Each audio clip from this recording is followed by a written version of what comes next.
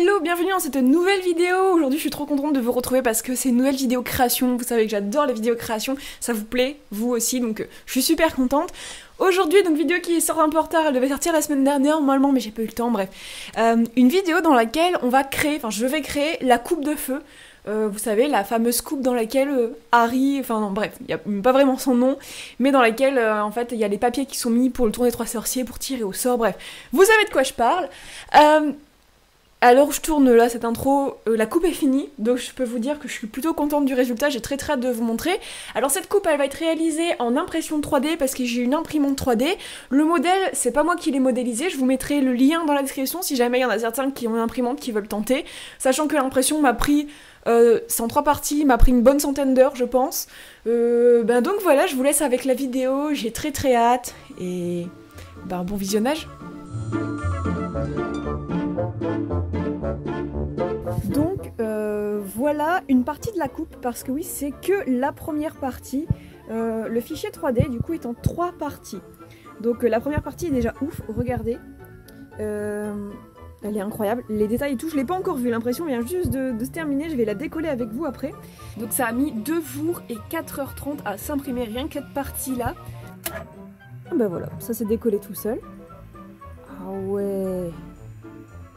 Ah non mais c'est un truc de ouf par contre hein. C'est un truc de ouf. Regardez le détail. Je suis grave choquée. C'est déjà méga trop beau. Du coup voilà à quoi ressemble le logiciel que j'utilise pour préparer l'impression 3D. Ça c'est la deuxième partie, c'est-à-dire la partie du milieu qui va venir s'insérer entre du coup la coupe. Ensuite le dessous qui est plus en fait une sorte de pierre, de roche. Et donc c'est parti, là je viens juste de la lancer.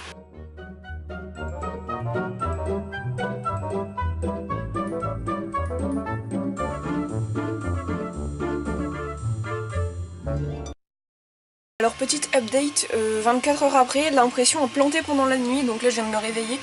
Et en fait, elle s'est arrêtée là. La buse avait continué de monter, imprimée dans le vide, donc je sais pas encore ce qui s'est passé, je suis un peu dégoûtée. Parce que ça fait déjà 24 heures qu'elle tourne, l'impression était censée être presque terminée. Mais bon, je vais essayer de regarder où est-ce qu'il y a eu un problème et je vais relancer l'impression. Hein.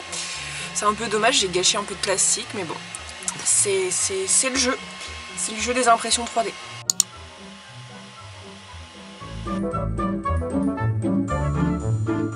Ça y est, l'impression vient enfin de se terminer, donc au bout de 24 heures et 53 minutes, donc quasiment 25 heures. Écoutez, ça a l'air vraiment pas mal, je vais décoller ça. Regardez, la bobine elle était quasiment pleine quand j'ai commencé le projet. Là du coup je vais changer, je vais mettre la bleue parce que j'aurais pas assez pour finir. Regardez, ça c'est une bobine pleine, on voit de ouf la différence.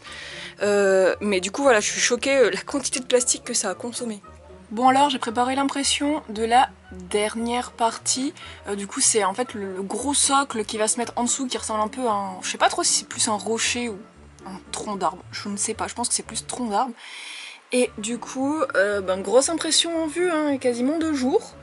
Mais bon écoutez, je vais lancer ça et après je suis plus chez moi, donc je vais la laisser tourner sans être chez moi en espérant qu'il n'y a pas de bug.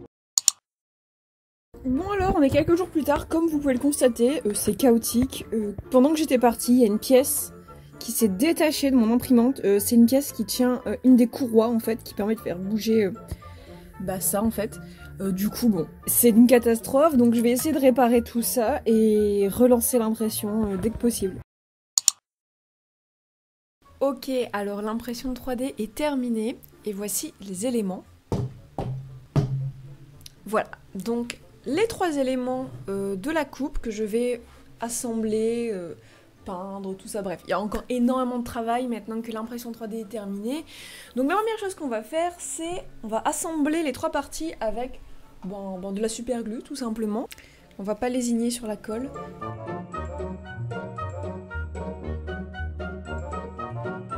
Première partie. Oula, ça a directement adhéré. Je m'attendais pas à autant d'adhérence instantanée. Alors voilà, donc je regarde si tout est bien calé. Oh mon dieu. Alors.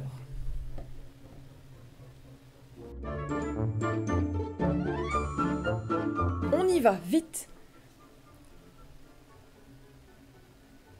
Donc voilà, bon maintenant je vais attendre quelques heures que ça sèche et donc je vais vous montrer quelque chose. Alors je sais pas si vous allez tout à fait bien voir, mais du coup on voit énormément les démarcations entre les différentes parties, notamment les deux parties là en fait, regardez là, ici, il y a même ici où il y a une interstice carrément, donc bah ça c'est dû à l'impression 3D hein, qui n'est pas tout à fait parfaite, parce que par exemple le plateau chauffant va déformer le plastique, tout ça.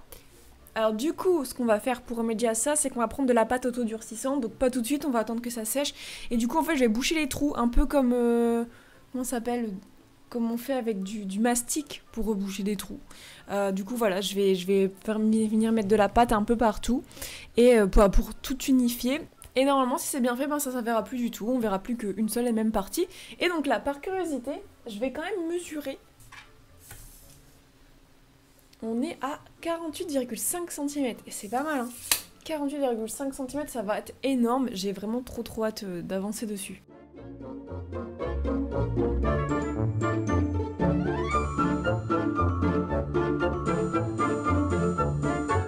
Bon alors, prochaine étape, j'ai pris de la bombe de peinture blanche et en fait ce que je vais faire c'est que je vais mettre une première couche de peinture blanche pour déjà tout unifier et avoir un fond blanc, ce sera beaucoup plus simple pour peindre dessus. Et en plus de ça, la peinture que je vais rajouter après, elle adhérera mieux que juste directement sur le plastique de l'impression 3D. Donc c'est parti.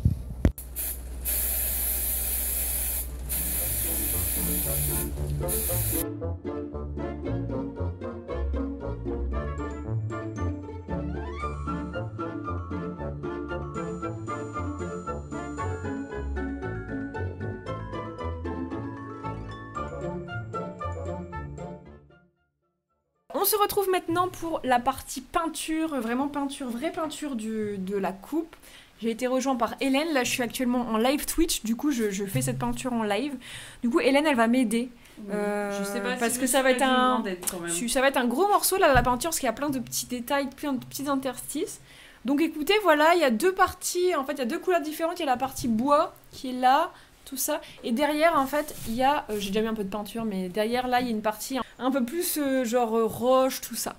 Donc écoutez, c'est parti, nous allons peindre. Nous allons peindre. Alors Hélène, je vais te donner un pinceau.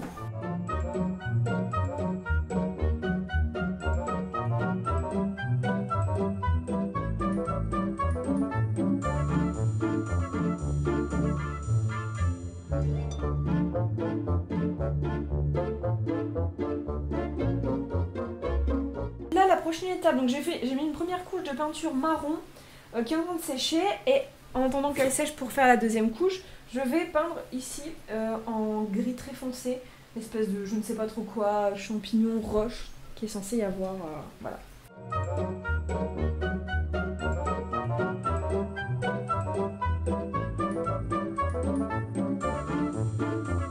Deuxième couche de peinture pour le marron, et ensuite on pourra passer au brossage à sec. J'ai vraiment très hâte de cette étape, ça va vraiment révéler l'objet, je pense. Donc c'est parti.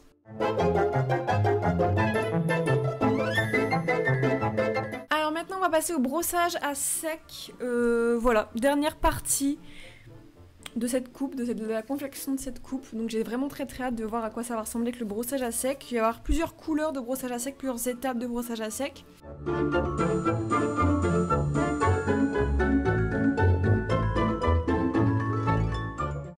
La coupe est terminée, plus ou moins, donc la peinture, tout ça, petit brossage à sec, comme vous avez vu dans juste avant, voilà. J'ai pas peint en dessous, mais bon bref, on s'en fout, on ne verra jamais le dessous. Donc, dernière chose à ajouter, que j'ai reçu aujourd'hui, petit colis Amazon, j'ai commandé une guirlande LED bleue. Donc je sais pas du tout quel effet ça va rendre. Donc en fait je vais juste la poser dans le fond de la coupe pour un peu imiter vous savez, la lumière bleue de la flamme qui est censée y avoir. Alors je vais mettre des piles. Ah bon, je pense que je vais genre le laisser en boule parce que le but c'est que ça prenne pas trop de place. C'est pas foufou hein. C'est pas foufou. C'est pas foufou du tout, même on voit rien. On voit... C'est nul. Je vais essayer genre quand même de... Écoutez, j'ai acheté cette guirlande 5 € sur Amazon, c'est nul, c'est de l'arnaque. Parce qu'en fait, le but aussi un peu, c'était de le mettre dans mon décor, mais genre après, admettons, je la mets genre là. Attends, est-ce que je vais la mettre? Où est-ce que je peux la mettre? On la voit. Genre là? On voit rien, c'est petit en fait. Genre là? C'est pas fou quoi. En fait, vous savez c'est quoi le problème? C'est que j'ai pas de volet dans cette pièce. Du coup, cette pièce est trop lumineuse. Je vais accrocher une couverture sur la fenêtre. Quand même qu'il y a un effort. Il y a un effort sur les détails quand même. Il y a un effort sur le détail quand même de... Bah de mettre un peu de flamme, non? Vous trouvez pas? Mais attendez. J'ai une idée. Du papier sulfurisé. Je vais genre en déchirer des morceaux et genre les mettre dedans, comme si c'était des flammes, et peut-être que ça va diffuser la lumière dedans. Peut-être, on va faire un essai, attendez.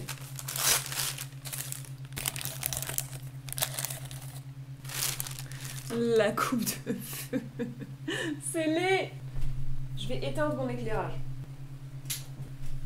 Ça le fait, hein, éclairage éteint, mais bon, on voit plus la coupe, quoi. Du coup, c'est soit la coupe, soit les flammes. Mais je suis persuadée que si je le mets dans un endroit très sombre, genre peu éclairé, genre ici, genre juste avec un peu la lumière de la LED, là, franchement, il se passe un truc. Du coup, maintenant, je dois retourner mes vidéos en noir. Voilà. Je ne peux pas vous offrir quelque chose de mieux, actuellement. Mais moi, en vrai, je suis plutôt satisfaite, hein. Genre vraiment de loin, je trouve que ça fait quand même le taf, hein. Dites-moi ce que vous en pensez en commentaire. Et j'espère que cette vidéo vous aura plu. N'hésitez pas à me proposer dans les commentaires, du coup, d'autres gros objets Harry Potter que je pourrais reproduire. Parce que voilà, j'ai très envie que ce soit en 3D ou autre. Voilà, faites-moi vos propositions juste en dessous. Et merci d'avoir regardé cette vidéo et moi, je vous dis à très bientôt.